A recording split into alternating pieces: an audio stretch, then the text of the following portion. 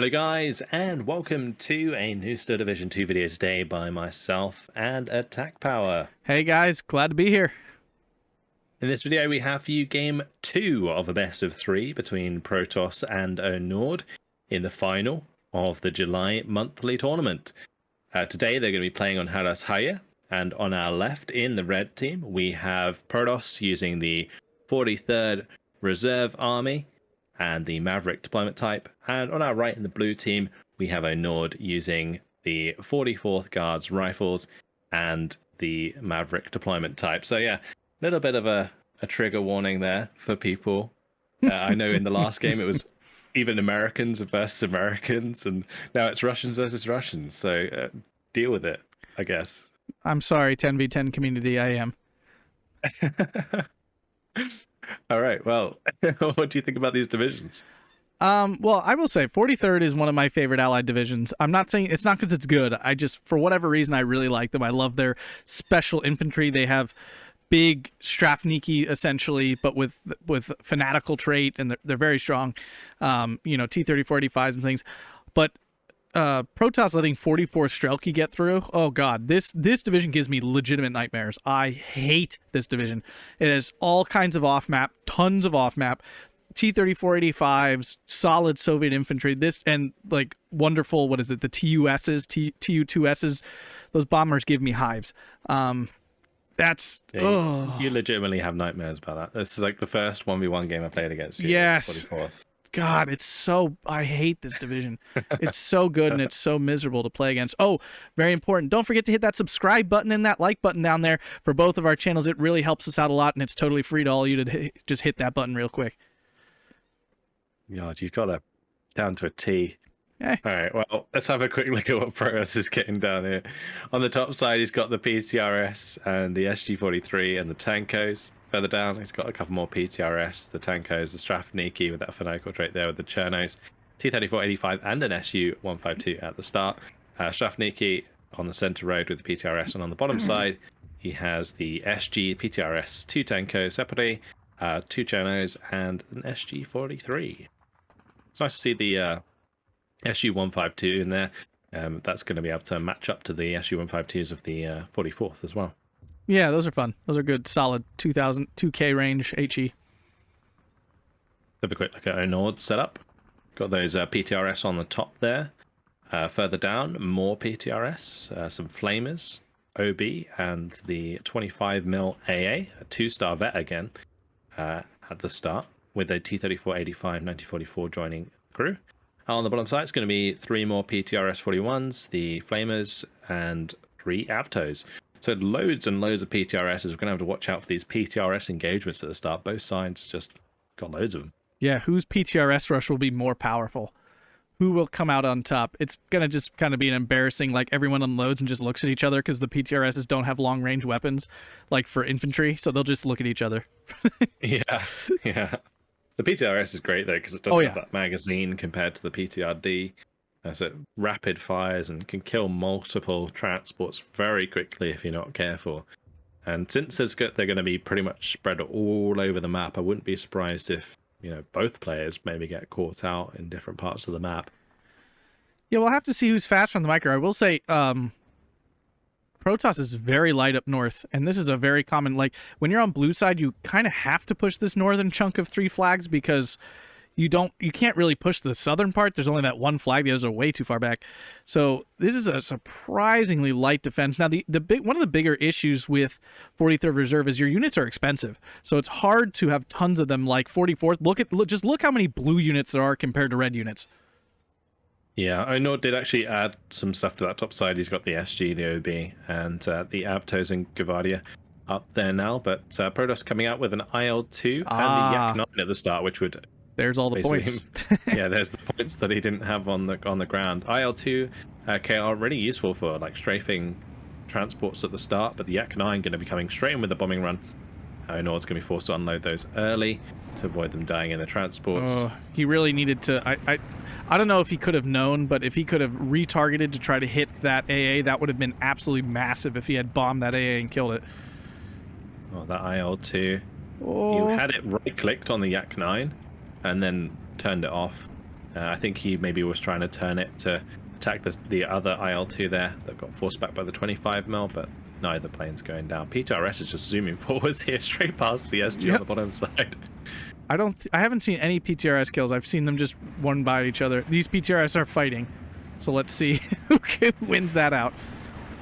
Yeah, no PTRS kills. On the bottom side for Onord just gets pinned down, but look at the 2 PTRS that Onord has.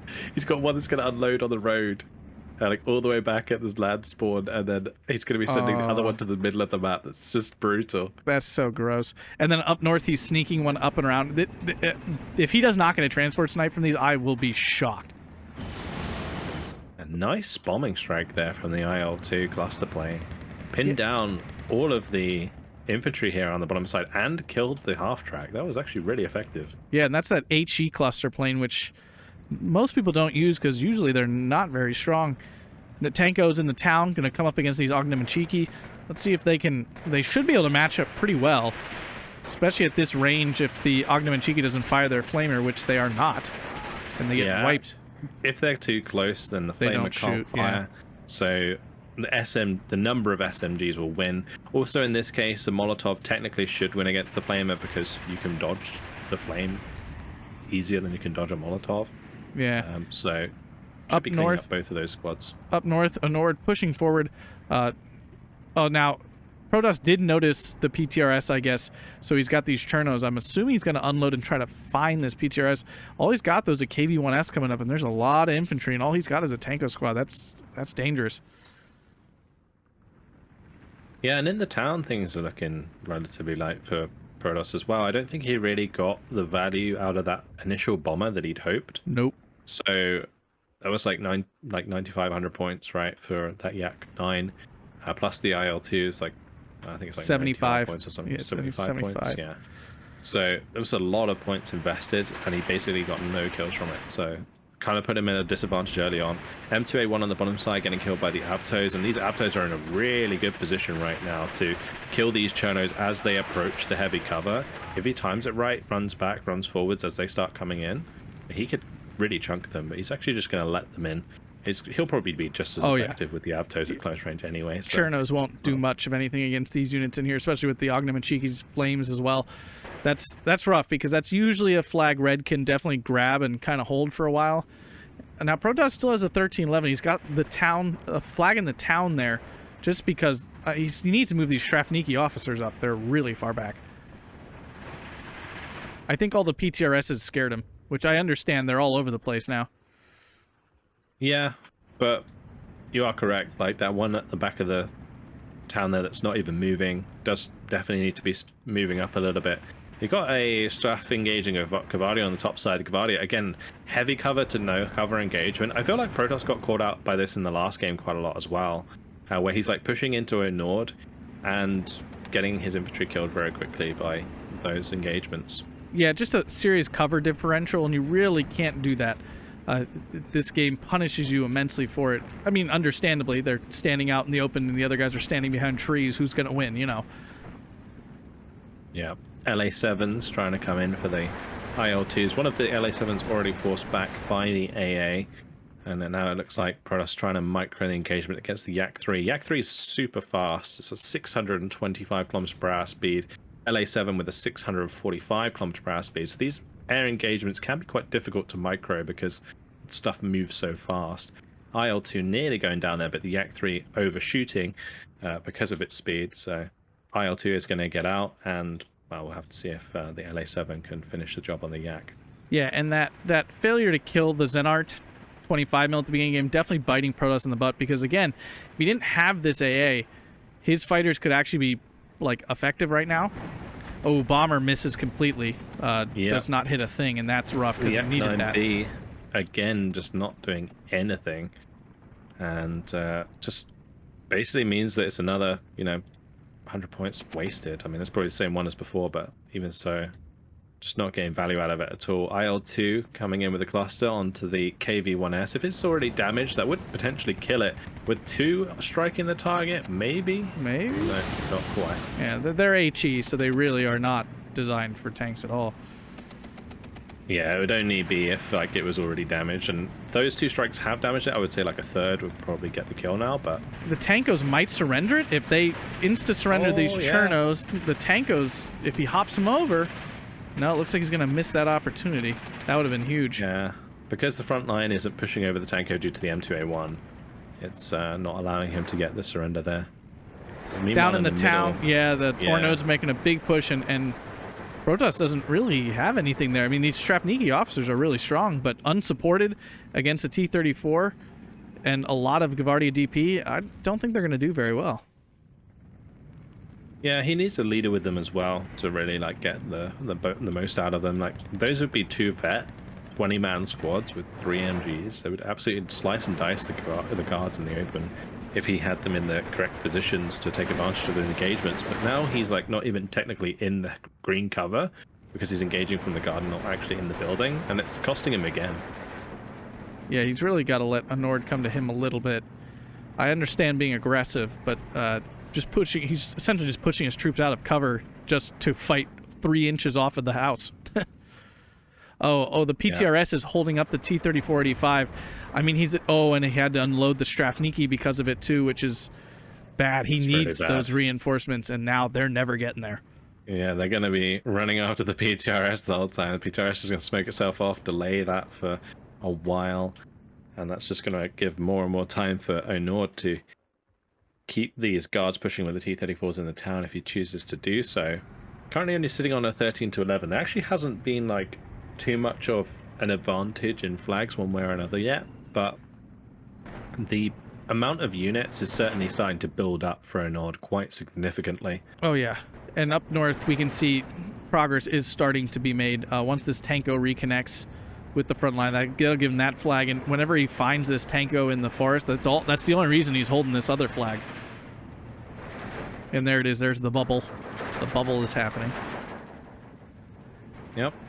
And the Tanko in the town on the top side, it's already used up all its Molotov, so as soon as the Avtos come back, should be able to win that engagement at close range. But the veterancy here really paying off for Onord with these 2-star guards and the Tanko Comrati in there. On the bottom side, things are just pretty chill after those initial engagements, although Protoss did also get a PTRS onto the road back there. So both players getting those sneaky ones in. TU2S, though, coming with a bomb strike on the top side. Was that for the Tankos? Yes, it was. So I'm going to be pinning those down. Taking that flag there as well.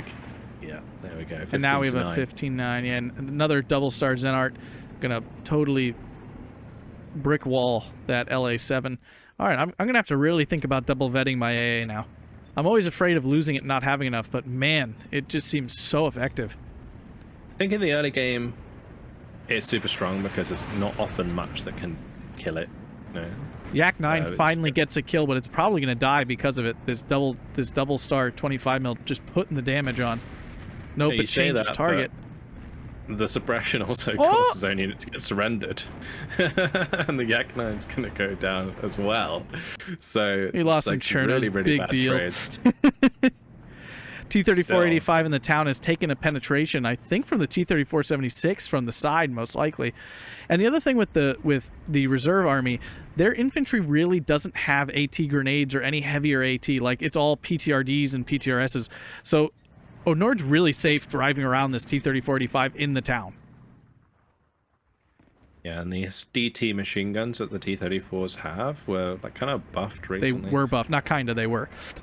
Well, yeah, they were buffed recently, so they definitely help a lot with infantry suppression, particularly when they're in heavy cover. Yeah, they're actually they're actually useful now. Oh, that LA7's I don't know if it'll go down, but it's definitely getting out of there. Trying to cover for that Yak 9B, but it's not going to get in. It's going too deep. Yeah. The 2-star 25 mils, like these 25 mils, sometimes I feel like they're like a little bit overpowered. Like they seem so much better than 20 mils. Like it's not even close. Exactly. Yeah. It's shocking. It's hard to believe 5 millimeters is making that much of a difference in its killing power. Definitely. Because these single 25 mils are easily suppressing planes by themselves. When I have a single 20 mil, like as an Axis player, it doesn't do crap to planes. It's like a joke. It's like tickling them. Onord's brought in the ZIS 3 here. It's going to be using it to pretty much indirect arty the 85 at range, so that's going to help pin it down, maybe allow the T-34s to get a little bit more aggressive there. Might even try to just send that IL-2 in to go bomb it. Possibly. I think he's looking for the bombing strike onto the 82 mil mortars on top side here. Yep, that's here why it comes. he's pinged them. Oh. So he's pinged them to basically mark the location, and now he's going to be coming in for that cluster bomb.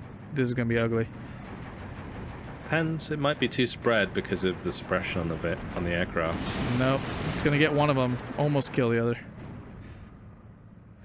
LA7 did try and come in there and get the kill. It might actually be able to go onto the back of it. Has plenty of time to do so. And it's already smoking, so it should take it down. This could be finally a kill. Oh, wow. No, those IL-2s are tanks in the sky. Oh, now the IL-2 coming in with the cluster bomb onto the 85. It doesn't even need it. SU-152 does the job. Double Yak 3 on the back of the LA7. That goes down as well.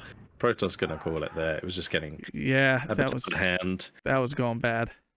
After 11 minutes and 47 seconds, Onord's going to be victorious. 820 kills to 115 losses, and that means that he is going to be the victor of the July monthly tournament. Congratulations to Onord. Commiserations to Protoss, unfortunately. Oh, I'm so sorry, fell away Protoss. from him. Yeah. Congrats to Onord picking up another gold medal for himself there. Awesome player. Always good to see him play.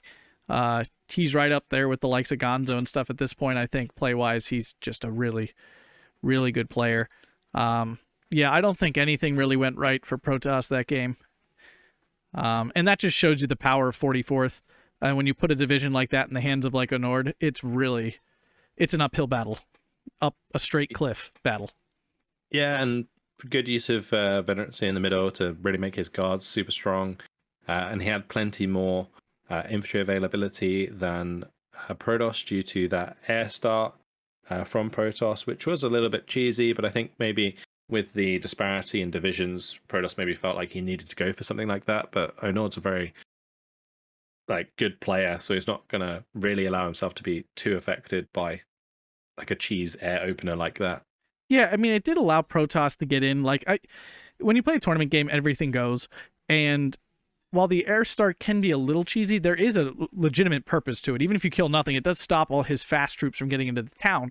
The problem is Protoss just didn't have the troops to follow it up. There wasn't enough. It's not like he solidified in the town. If he had really thrown a whole bunch of Strafniki and stuff in there and locked it down, then it would have been worth it. But he just didn't have enough to follow it up.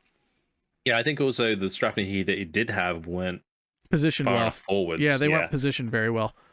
So they couldn't punish, and they couldn't punish when Onord pushed forwards, and then he was forced to counter react to Onord's push, and then getting caught out by it, which was a bit of a shame. Yeah. So good games. Good game. Well, definitely game one. Game two was kind of a blowout. We can describe it as such. Unfortunately. But yeah, fun match for them. Congrats again to Onord there for another gold star in his record. And congratulations to Protoss, though. He hasn't been in the finals of a tournament in quite a while, so good for him for getting there. You can hop over to my channel to see how he kicks my butt in the semifinals. Yeah, and do make sure to check him out on Twitch, twitch.tv/. Oh, yes, absolutely. And go consider joining the SDL Discord. You can get access to all these tournaments. They're free to play. You just sign up. League goes through them as well, and they have all kinds of fun opportunities to kind of play. I'm going to use air quotes competitive Steel Division 2. So if you're looking for a chance to prove yourself and put yourself up against similar skilled players, go check it out. Yeah, or just get better, because there's loads of people who are willing to help you out. Absolutely. But that is it. Yeah, hopefully you guys have enjoyed this, I guess, short but sweet final between Onord and Protoss. It's good to be back with you, Attack Power, doing some competitive commentary. I know people like it. Oh, yeah, I'm so excited for league playoffs. I'm sure we'll be hitting up Div 1, Division 1 of League, and maybe even Division 2 if we're really feeling the music. Yeah. And yeah, hit that like button, guys. Smash it. Actually, smash that like button. Hit that subscribe button so we can see you again. And thanks so much for watching.